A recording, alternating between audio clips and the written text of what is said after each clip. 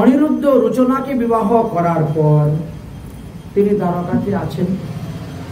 এদিকে বানাসুর নামে এক বিরাট অসুর ছিলেন। ইনি ছিলেন মহাদেবের ভক্ত। এখন শ্রাবণ মাস, আজকে আবার সোমবার, মহাদেবের মন্দিরে তো প্রচন্ড ভিড়। একে তো শ্রাবণ মাস, তার মধ্যে সোমবার, মহাদেবের বার, তাই না? সোমবার।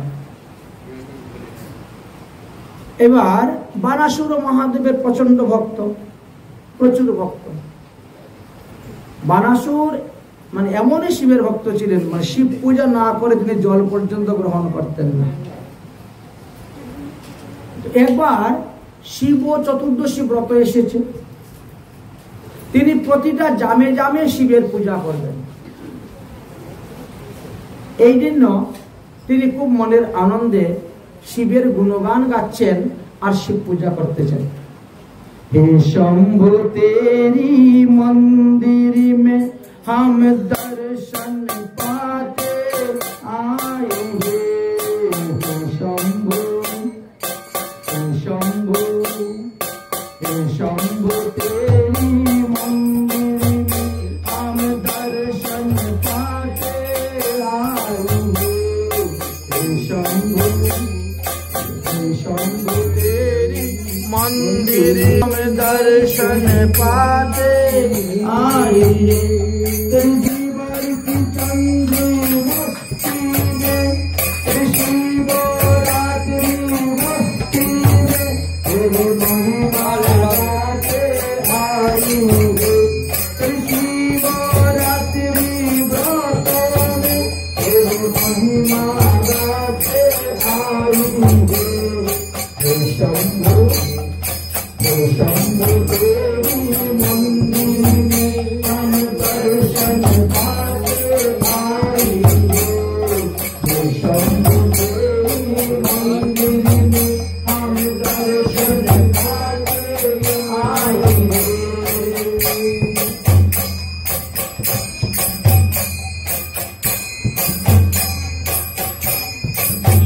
शिवरात्रि महोत्सव आया है, प्रभु और दया का छाया है। शिवरात्रि महोत्सव आया है, प्रभु और दया का छाया है। तेरी पूजा करे तेरी भक्तन ने, तेरी पूजा करे तेरी भक्तन ने। सब दीप जलाते आया है, सब दीप जलाते आया है। हे शंभु तेरी मंदिर में हम दर्शन पाते आया है। हे शंभु तेरी मंदिर में हम दर्शन पाते आया है। हे त्रिपुरारी कैलाश कोटि,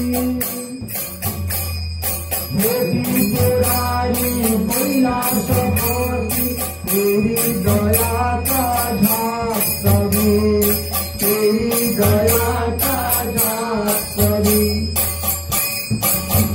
तेरी दया की बहती गंगा में,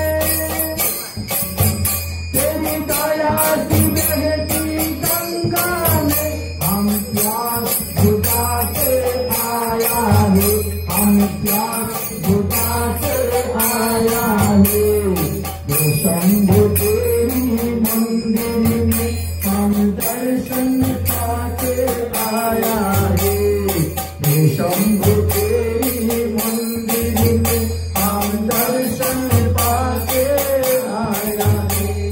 हे शंभु तेरी चरणन में हम भक्ति मांगने आया है। हे शंभु तेरी चरणन में हम भक्ति मांगने आया है। तेरी जीवन की चंगी मस्ती में, तेरी जीवन की चंगी मस्ती में तेरी महिमा गाते आया है, तेरी महिमा गाते आया है। शंभु शंभु शंभु तेरी मंदिर में हम दर्शन पाके आया है। शंभु तेरी मंदिर में हम दर्शन पाके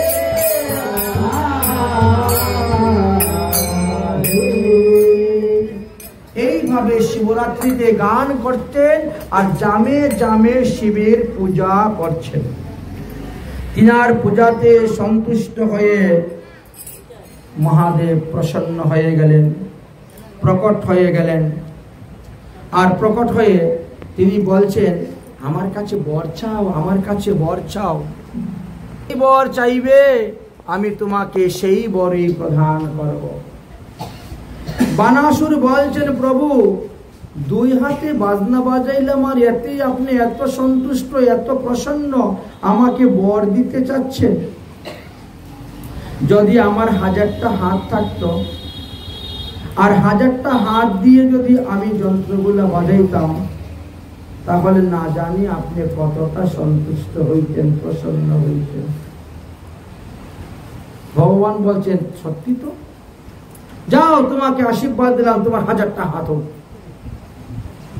এখন মহাদেবের তো আশুতোষ, অল্পতেই সন্তুষ্ট। মহাদেব বর দিয়ে দিয়েছেন, এখন বানাসুরের 1000টা হাত হয়ে গেছে। 1000টা হাত নিয়ে এখন কত রকম যন্ত্র আছে, যত প্রকার যন্ত্র আছে সব প্রকার যন্ত্র বাজাতে শুরু করলো। আর মহাদেব আরম্ভ করলেন তাণ্ডব নৃত্য। এমন তাণ্ডব নৃত্য শুরু করেছে, সারা রাত্রি শিবরাত্রি যে এত আনন্দে গেল। মহাদেব স্বয়ং প্রকট হয়ে নৃত্য করতেছে, সবাই দেখতে পাচ্ছে। দেখেন ভক্তি কাকে বলে। বানাসুরের ভক্তিতে মহাদেব সন্তুষ্ট হলেন, হয়ে একেবারে তাণ্ডব নৃত্য করছেন। আর সব ভক্তরা কি গান গাচ্ছেন? জয় জয় শিব শঙ্কর মহেশ্বর, জয় জয় শিব শঙ্কর মহেশ্বর, ও জয় জয় শিব শঙ্কর মহেশ্বর,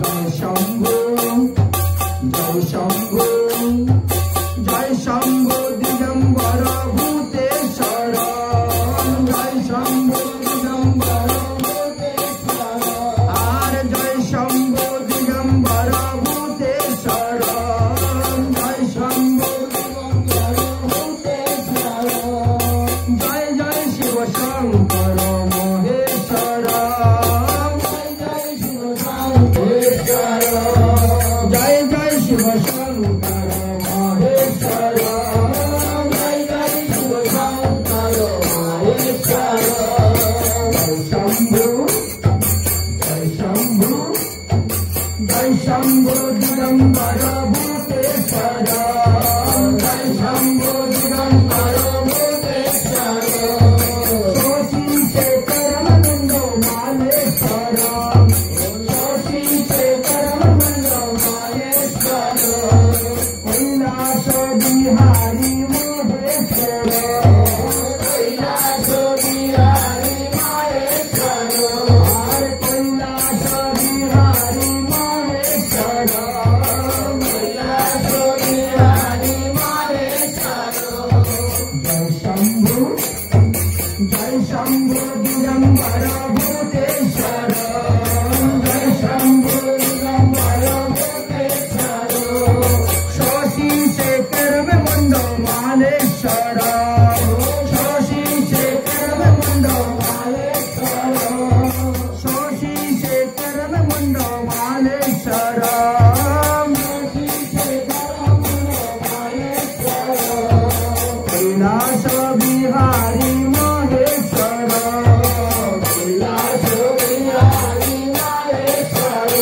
আর কৈলাস বিহারী মহেশ্বর, কৈলাস বিহারী মহেশ্বর, জয় শম্ভু জয় শম্ভু জয় শম্ভু দিগম্বর মহেশ্বর, জয় শম্ভু দিগম্বর মহেশ্বর,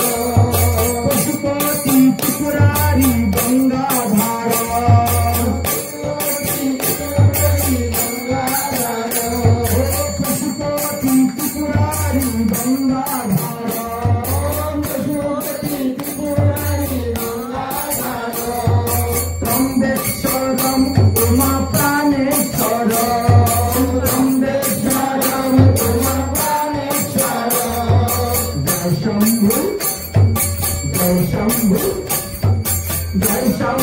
দিগম্বর ভূতেশ্বর, জয় শম্ভু দিগম্বর ভূতেশ্বর, নীলকণ্ঠ কন্দর কলুকেশ্বর, নীলকণ্ঠ কন্দর কলুকেশ্বর, আসন প্রভু ভালে চন্দ্রধার, আসন প্রভু ভালে চন্দ্রধার, জয় শম্ভু জয় শম্ভু জয় শম্ভু দিগম্বর ভূতেশ্বর, জয় শম্ভু দিগম্বর ভূতেশ্বর, নাগেশ্বর মহাকালেশ্বর, নাগেশ্বর মহাকালেশ্বর, ও নাগেশ্বর মহাকালেশ্বর, নাগেশ্বর মহাকালেশ্বর, নন্দীশ্বর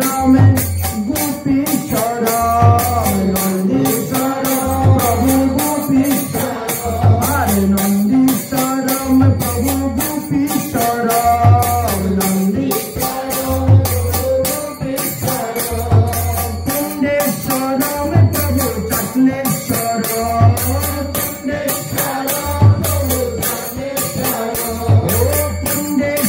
প্রভু চটনেশ্বর, ও কুণ্ডেশ্বর প্রভু চটনেশ্বর, বনকন্দি মহাদেব ভম ভম ভম, বনকন্দি মহাদেব ভম ভম ভম, ওম নমঃ শিবায় নমঃ শিবায়, ওম নমঃ শিবায় নমঃ শিবায়, ওম নমঃ শিবায় নমঃ দেবাদিদেব মহাদেবকে এত প্রসন্ন হয়েছেন। চাও তুমি বর চাও, তুমি যাহা বর চাইবে আমি তোমাকে তাহাই প্রদান করিব। বানাসুর বলছেন প্রভু তাহলে আপনি আমার দরজার সামনে দারোয়ান হয়ে বসে আমার আর চিন্তা নেই। মহাকালের কাল সংহার কর্তা স্বয়ং মহাদেব যদি দরজা বসে বসে থাকে কেউ আসবে তাকে সংহার করতে? সে তো এমনি অমর হয়ে গেল। মহাদেব বলছে তথাস্তু, তাই হবে। আমি তোমার দরজায় থেকে সর্বদা আমি তোমাকে রক্ষা করে যাব, 1 নম্বর। 2 নম্বর, আমি তোমাকে পার্শ্বদ দেহ দিয়ে আমার কৈলাসে নিয়ে যাব। তাহলে ভগবানকে সন্তুষ্ট হলে কি না হয় দেখেন। এতটা সন্তুষ্ট হয়ে গেছেন মহাদেব। নামই তো আশুতোষ, ক্ষণে রুষ্ট ক্ষণে তুষ্ট, অল্পতি সন্তুষ্ট হয়ে গেল। একেবারে দরজায় মহাদেব বসে আছেন। ওই বানাসুর তারপরে তো 1000 হাত নিয়ে চলাফেরা বড় কঠিন। ঘুমের থেকে উঠে 1000 হাত দিয়ে আগে মহাদেবকে প্রণাম করে বলেন প্রভু এই 1000 হাত নিয়ে তো আমার খাওয়া দাওয়া উঠা বসা চলাফেরা বড় কঠিন কষ্ট হয়ে গেছে। আমি আর এই 1000 হাতের বোঝা সহ্য করতে পারছি না। এই হাতগুলাকে কিছু করা যায়নি। তিনি বলছেন আমি বর দিয়েছি, আমি আর কি করব, আমার তো কিছু করতে পারবো। তবে হ্যাঁ, তোমার এই রথের চূড়া যেদিন মাটিতে পড়ে যাবে, রথের ধ্বজ, ওই দিন এক বীর পুরুষ আসবেন, তার সঙ্গে তোমার যুদ্ধ হইবে। সে তোমার এই 996টা হাত কেটে ফেলে দিবে। বলছে প্রভু আপনি তাকে আমার হাত কেটে ফেলে দিবে, আমি এত যন্ত্র সহ্য করবো? 996, বলে না আমি তো চেষ্টা করবো, আমি আমার প্রাণ দিয়ে হলেও চেষ্টা করব তোমাকে রক্ষা করার জন্য। যতক্ষণ আমার দেহের মধ্যে প্রাণ আছে ততক্ষণ তোমার গায়ে আঁচড় দিবে এমন কোন ব্যক্তি নেই। বাস, বানাসুর তো মনের আনন্দেই আছে। বানাসুরের মাত্র একটাই কন্যা, নাম তার উষা। সেই কন্যাও বড় হয়েছেন, দেখতে শুনতে খুব রূপবতী যুবতী। রাত্রিবেলা ঘুমিয়েছেন, ঘুমের ঘরে স্বপ্নে দেখেছেন ভগবান শ্রীকৃষ্ণের নাতিকে। সে অনিরুদ্ধকে স্বপ্নে দেখেছেন। স্বপ্নে দেখার পরে ভোরবেলা হেঁট মাথা করে বসে বসে চিন্তা করছেন, কালকে একটা যুবরাজ স্বপ্নে দেখলাম, এই যুবরাজ কার পুত্র, কার নাতি, কোন দেশের রাজার চিন্তা করে পাচ্ছেন। এমন সময় মন্ত্রীর মেয়ে এসেছেন। রাজার মেয়ে মন্ত্রীর মেয়ের মধ্যে একটু বান্ধবী আছে তো, আচ্ছা সত্য ভাব আছে। তো জিজ্ঞাসা করছেন, কি গো সই, এই হেটমাতা করে বসে আছো কেন? তখন তিনি ওই রাত্রিবেলার স্বপ্নের কথা বললেন, যে সেই পুরুষটাকে আমি চাই, না হলে আমি অন্য কোনো পুরুষকে বিয়েই করব না। তখন তিনি, নাম ছিল চিত্রলেখা, বললেন আমি চিত্র অঙ্কন করতেছি, ওই স্বপ্নের পুরুষের সঙ্গে যখন আমার চিত্র মিলবে তখন তুমি বলবে, সেই পুরুষকে আমি খুঁজে নিয়ে আসবো। এবার চিত্রলেখা আরম্ভ করেছেন চিত্র অঙ্কন করা। স্বর্গের দেবতা থেকে আরম্ভ করে, মুনি ঋষিদেরকে আরম্ভ করে, যত বংশ আছে সমস্ত বংশের রাজাদেরকে আঁকতে শুরু করলেন। শেষে যখন দ্বারকার এই অনিরুদ্ধকে আঁকলেন, হ্যাঁ এই হলো সেই পুরুষ, এই পুরুষটাকেই আমি রাত্রিবেলা স্বপ্নে দেখেছি। তখন তিনি বললেন, ইনি হলেন শ্রীকৃষ্ণের নাতি, নাম তার অনিরুদ্ধ। ওকে আমি স্বামী রূপে চাই, ওকে আমি পতি রূপে চাই। তখন ওই চিত্রলেখা তিনার তপস্যার প্রভাবে মায়াবিদ্যার দ্বারা দ্বারকায় চলে গেলেন। অনিরুদ্ধ তিনার বিবাহিত স্ত্রী রুচনার সঙ্গে শয়ন করে আছেন, সেখান থেকে পালং থেকে তুলে নিয়ে চলে এসেছে। জাদুবিদ্যা কি প্রমাণ, মায়াবিদ্যা তুলে নিয়ে চলে এসেছে, এনে একেবারে ওই উষার কাছে ঘুম পাতিয়ে দিয়েছে। সকালবেলা যখন ঘুম ভেঙেছে তখন জানি, তুমি কোথাকার মেয়ে, তুমি এখানে কেমন করে আসলে, ঘর তো আমার নয়, ঘর খা। তখন উষা সমস্ত ঘটনা খুলে বলল, এখান থেকে পালিয়ে যাওয়ার চেষ্টা করি না, তুমি বানাসুরের রাজ্যে এসেছ, বানাসুরের কন্যা আমি, তুমি আমাকে বিবাহ করো, আমার সঙ্গে থাকো, আমার মনোরঞ্জন করো, পালিয়ে যাওয়ার চেষ্টা করিও না, যা চাও তুমি তাই এখানে পাবে। এখন তিনিও বিপদে পড়ে গেলেন। থাকতে থাকতে থাকতে থাকতে উষা গর্ভবতী হয়ে গেলেন। কাজের মেয়েরা কাজ করতে গেছে, ঘর দরজা ঝাড়ু দিবে, কাপড় চোপড় ধুয়ে দিবে, শরীরের লক্ষণ দেখে বুঝতে পারলেন তারা। রানীর কাছে এসে বলে দিয়েছে, রানীমা রানীমা, তোমার মেয়ের তো এখনো বিয়েই হয় নাই, কিন্তু মেয়ের শরীরের লক্ষণ দেখে মনে হচ্ছে ইনি গর্ভবতী হয়ে গেছেন। রানী বলছেন, আশ্চর্য কথা, এমন কাজটা করলো কে?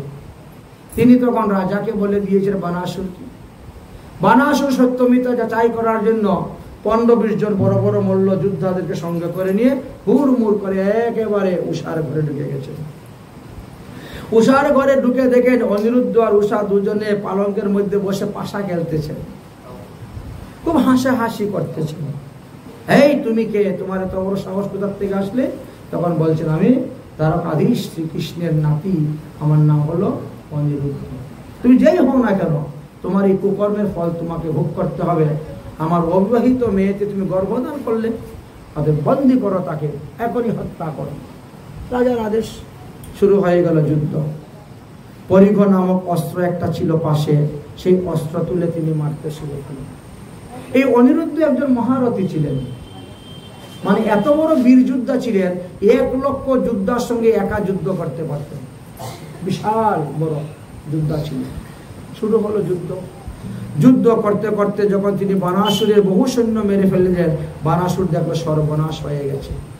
তখন তিনি কি করলেন, বরুণ পাশ মারলেন, বাণ মেরে তিনাকে বন্দী করে দিলেন। বন্দী করে কারাগারে গিয়ে নিক্ষেপ করে দিলেন।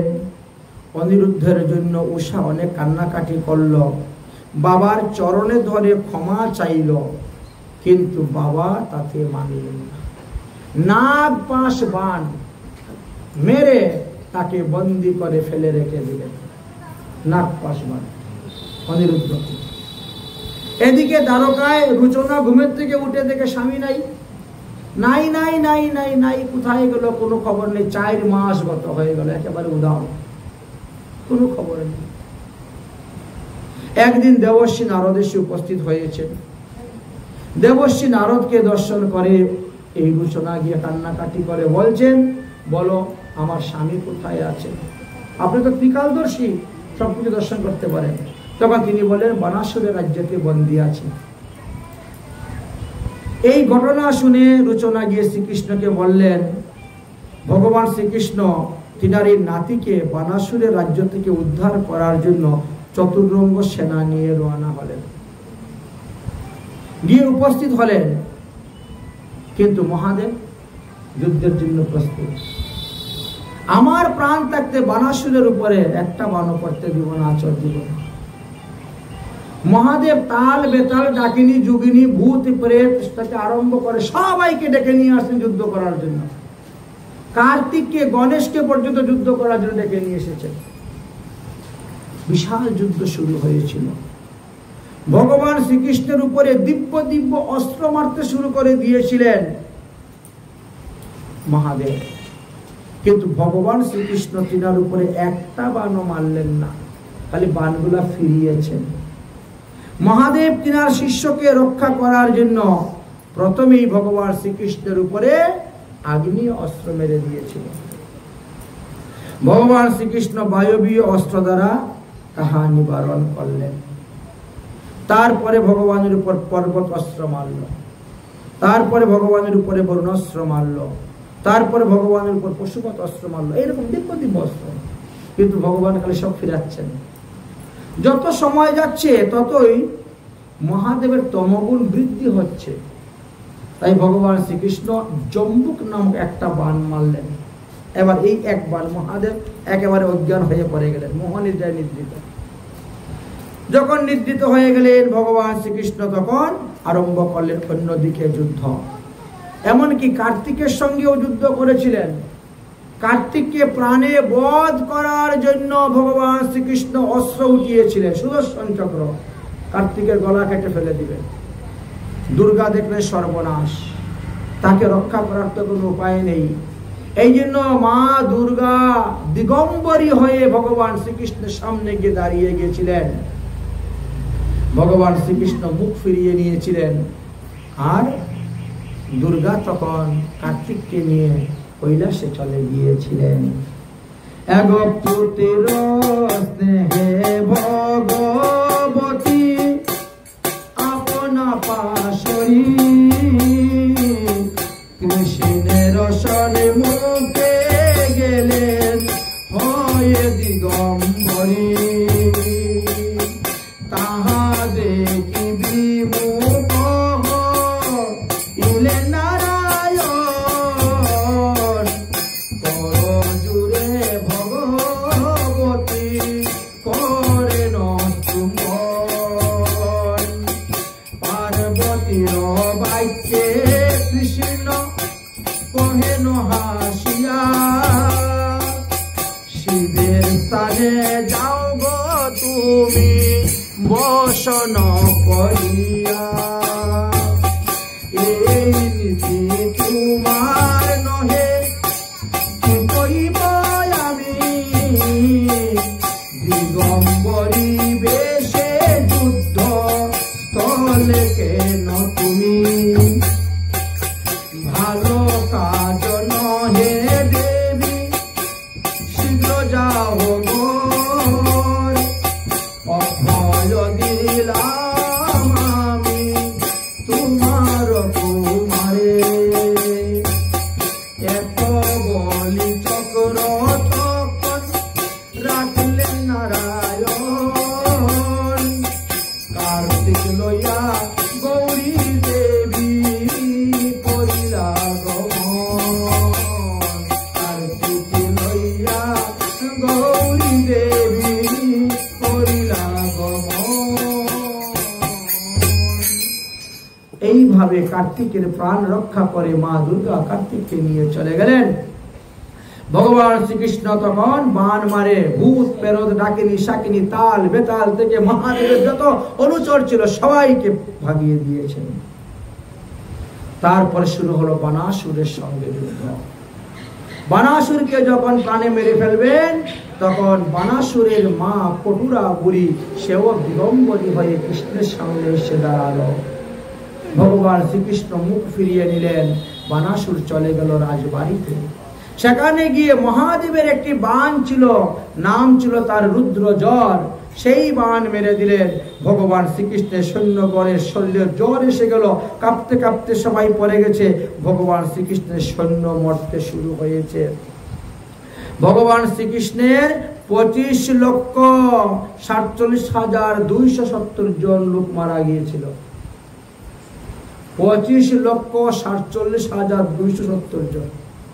ভগবান শ্রীকৃষ্ণের কি ব্যাপার দেখেন, যে রুদ্র জ্বরের কারণে জ্বর এসে গেছে, এরা হাত দিয়ে তুলে অস্ত্রই তুলতে পারতেছে না, এত পরিমাণে জ্বর এসেছে, শরীরে শক্তি নেই, নিঃশক্তি হয়ে গেছে, মরে যাচ্ছে। ভগবান তখন বিষ্ণু জ্বর সঙ্গে সঙ্গে মেরে দিলেন। বিষ্ণু জ্বর রুদ্র জ্বরে মারামারি করলো, পরে বিষ্ণু জ্বর রুদ্র জ্বরকে কাবুতে এনে নিলেন। তারপরে তাকে শাস্তি দিলেন, তাকে ছেড়ে দিলেন, আর তারপরে আরম্ভ করলেন যুদ্ধ। বানাসুরের সঙ্গে যুদ্ধ করতে করতে বানাসুরের যখন 996টা হাত কেটে ফেলে দিলেন, তখন মহাদেবের ঘুম ভাঙল। মহাদেব দৌড়ে এসে চরণে পরে ক্ষমা ভিক্ষা চাচ্ছেন, আপনি প্রাণে বধ করবেন না, প্রাণে বধ করবেন না, আমি তাকে বর দিয়েছিলাম, পার্শ্বদ দেখে তাকে আমি কৈলাসে নিয়ে যাব। ভগবান বলেন, ঠিক আছে, তাকে আমি মারবো না, তবে আমার তো 11 অক্ষরিণী সৈন্য নষ্ট হয়ে গেল।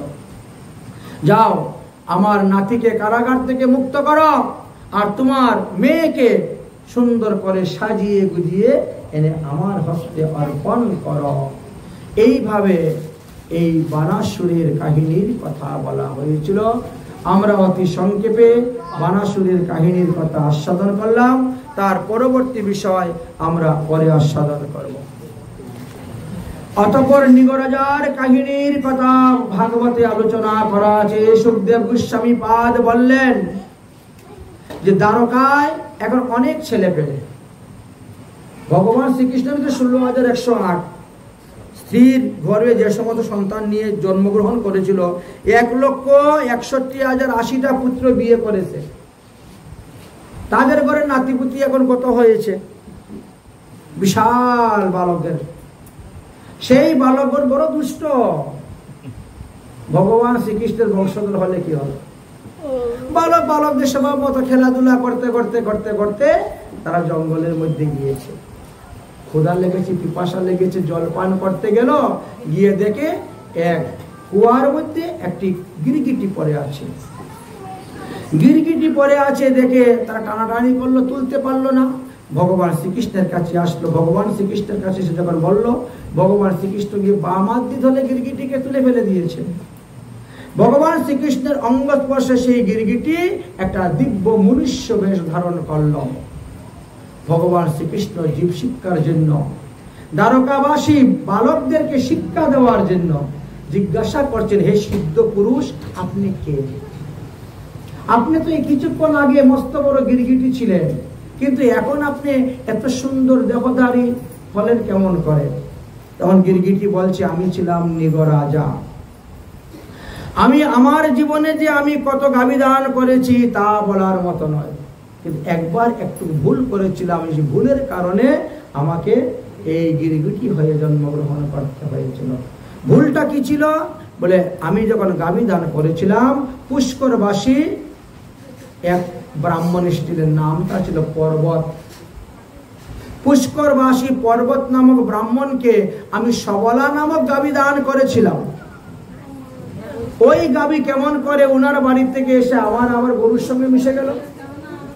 তারপরে সেই গাবিটা আমি আনর্ত দেশের ব্রাহ্মণকে দান করেছিলাম। উনি যখন গাবি নিয়ে যাচ্ছেন, উনি তো আর উনি গাবি খুঁজতে আসছেন, বেরোয় দুজনের মধ্যে কত ঝগড়াঝাটি হলো। আমি তাদেরকে বুঝাইলাম, একজনে সত্তা ছেড়ে দিন, আমি 1 লক্ষ গাবি দেব। আরেকজনকে বললাম, আপনি সত্তা ছেড়ে দিন, আমি 1,10,000 গাবি দেব। কিন্তু কেউ রাজি হলো না। দুজনেই এই গাবিটা রেখে দিয়ে চলে গেল। একবার দান করার পরে সেই বস্তু এনে আমি আরেকবার দান করেছি বলে আমার অপরাধ হলো এবং আমাকে কৃপলাশ হয়ে এক জন্ম হতে হলো। আর আপনার কৃপাতে আমি কৃপলাশ জনি থেকে মুক্ত পাইলাম। ভগবান শ্রীকৃষ্ণ বললেন, দেখলে তো, শুনলে তো, হে দ্বারকার বালকগণ, তোমরা কখনো সাধুগুরু বৈষ্ণবকে অনাদর করিও না। তারা যদি কখনো ক্রোধ হয়ে তোমাদেরকে কিছু বলেন, তোমাদেরকে মারেন, তথাপিও তোমরা কিছু কাজ করিবে না। এইভাবে তিনি বোঝাচ্ছেন। দান করার পরে কখনো তোমরা এই দান আবার গ্রহণ করিবে না। স্বদত্তা পরদত্তা বা ব্রহ্মবৃত্তি হরয়েজ, নিজের ইচ্ছাই হোক, নিজেই চুরি করে আনার, অন্যকে দিয়ে চুরি করে আনাও। স্বদত্তা পরদত্তা, কোনো দ্রব্যের প্রতি লোভ থাকবে না, আর দান করার পরে সেটা ফেরত আনতে যাবে না। যদি আনো ৬০ বর্ষ সহস্রাণী বিষ্টায়াং জায়তে কৃমি, তাহলে ৬০,০০০ বছর বিষ্টার কৃমি হয়ে জন্মগ্রহণ করতে হবে। স্বেচ্ছায় দান করেছেন, আবার স্বেচ্ছায় গ্রহণ করে নিয়ে চলে আসছেন, তাহলে আপনার ৭ পুরুষ নরকে যাইবে। আপনি দান করেছেন, আপনি আনেন নাই, আপনি অন্য লোকের দ্বারা আনিয়েছেন, তাহলে ৩ পুরুষ আপনার নরকে যাইবে। আপনি দান করেছেন, অথচ আপনিও আনেন নাই, অন্যের দ্বারাও আনেন, সে আপনি চলে এসেছে, সেই বস্তু আবার দান করেছে, তাহলে ১ পুরুষকে নরকে যেতে হবে, নিজেকে নরকে যেতে হবে। এইভাবে বেশ কিছু কিছু বিধানের দেওয়া আছে। এই জন্য ভগবান সাবধান করলেন, কোন ব্রাহ্মণ যদি তোমাদেরকে কর্কশ বাক্য বলে, কোন ব্রাহ্মণ যদি তোমাদেরকে মারে, কটু কথা বলে, খবরদার তোমরা মাথা পেতে সেই কথা গ্রহণ করে নিও, কিন্তু তাদেরকে কিছু বলতে যাইও না, তাহলে কিন্তু তোমাদের অপরাধ হবে। এইভাবে ভগবান শ্রীকৃষ্ণ তাদেরকে বুঝিয়েছিলেন।